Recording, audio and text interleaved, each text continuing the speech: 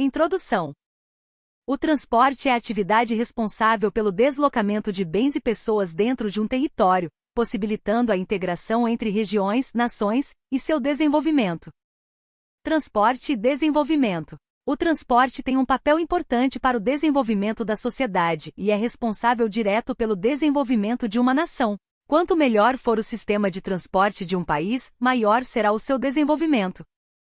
O crescimento da agropecuária, da indústria e dos serviços depende diretamente das facilidades de acesso que temos ao mercado de consumo e às fontes fornecedoras de matérias-primas para a produção. Dessa forma, fica claro que um bom sistema de transporte pode garantir o fornecimento de matérias-primas e ampliar o mercado consumidor. É o transporte que permite o acesso das pessoas ao trabalho, ao lazer, à saúde, à educação, à cultura e à informação. Os diferentes modos de transporte. Modal rodoviário. Existem diferentes tipos de transporte. Modal rodoviário. Podemos encontrar tanto o transporte de passageiros como o transporte de cargas. A infraestrutura utilizada por um e por outro é semelhante. São as vias urbanas e as rodovias que compõem a infraestrutura mínima necessária ao deslocamento dos veículos. Existem também os terminais rodoviárias, estações, pontos de parada, etc., para o transporte de passageiros, e os armazéns, depósitos, garagens, etc., para o transporte de cargas. Um conjunto de outros equipamentos, semáforos, centrais de monitoramento, postos de pesagem, centros de fiscalização, postos de contagem e postos da polícia rodoviária, entre outros, apoia a infraestrutura básica para viabilizar a operação de transporte. Modal ferroviário. A exemplo do modal rodoviário, também se transportam passageiros e mercadorias. Pode-se incluir no modal ferroviário todo e qualquer tipo de transporte que se faça sobre trilhos, metrô, bonde, etc. A infraestrutura do modal ferroviário é composta pelas estradas de ferro, os trilhos e os equipamentos que os acompanham, além das estações, terminais e centros de controle e monitoramento das viagens. Segundo dados da Agência Nacional de Transportes Terrestres, ANTT, o sistema ferroviário brasileiro totaliza 29.706 quilômetros de vias, concentrando-se nas regiões Sul, Sudeste e Nordeste, e atende parte do Centro-Oeste e Norte do país. Modal aquaviário. Neste são transportados passageiros e cargas. O transporte aquaviário abrange os rios, lagoas e mares. Assim, ele pode ser dividido em hidroviário e transporte marítimo. No transporte hidroviário, as vias são os rios e lagoas apoiados pelos portos e terminais fluviais, que são os pontos de carga e descarga de mercadorias e de acesso aos passageiros. Modal aeroviário. Nestes são os aviões e os aeroportos que dominam a paisagem, transportando passageiros e cargas. As rotas aéreas constituem-se nas vias por onde as aeronaves trafegam, tecnicamente conhecidas como aerovias. Os aeroportos são os terminais de decolagem e aterrissagem. Nos países industrializados, o transporte aéreo chega a 25% das atividades de transporte público.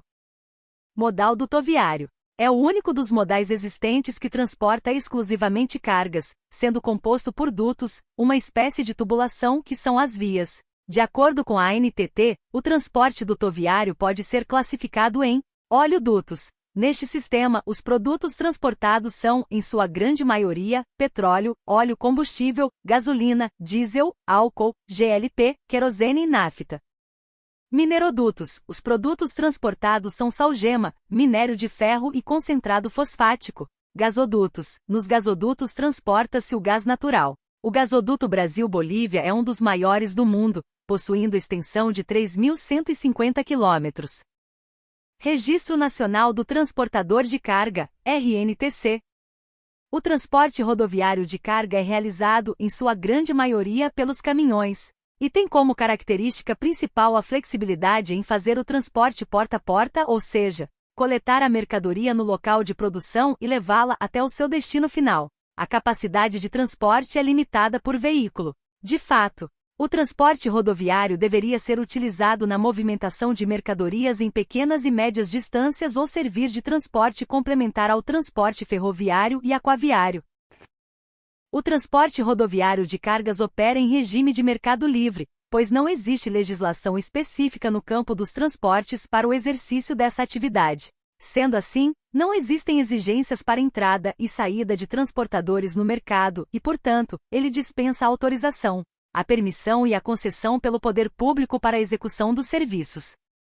É importante ressaltar que mesmo no mercado livre, existe a obrigatoriedade de obtenção do Registro Nacional do Transportador de Carga, RNTC, junto à Agência Nacional de Transportes Terrestres, ANTT, e a habilitação válida da Carteira Nacional de Habilitação, CNH, expedida pelos órgãos executivos de trânsito.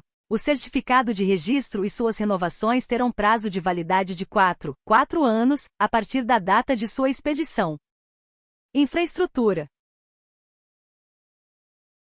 A infraestrutura utilizada pelo modo rodoviário pode ser classificada em vias urbanas, conjunto de ruas, avenidas e logradouros que permitem a viabilização dos deslocamentos nos centros urbanos. Rodovias são as estradas que ligam entre si os centros urbanos, um estado a outro, uma região urbana a uma região rural. Em diversas rodovias, o trajeto percorre parte dos centros urbanos. No Brasil, as rodovias são classificadas da seguinte maneira: rodovias federais, sua nomenclatura é definida pela sigla BR, que significa que a rodovia é federal, seguida por 3 algarismos. Por exemplo, BR-153. Rodovias estaduais são precedidas da sigla dos estados. Por exemplo, SP-270 é uma rodovia que liga os diversos municípios no interior do estado de São Paulo. Rodovias municipais são estradas que têm seu percurso dentro da área de um município. O transportador. O transporte rodoviário é o principal responsável pelo transportada de carga no Brasil. Segundo o DENIT, esse tipo de transporte é realizado por aproximadamente 50 mil empresas privadas e por 500 mil autônomos. A contratação do frete é realizada pelos agentes produtores, indústria, comércio, agroindústrias, agricultura, etc., diretamente com as empresas transportadoras, cooperativas ou com o transportador autônomo. As empresas, por sua vez, dependendo das necessidades de mercado, utilizam os serviços dos autônomos, caminhoneiros.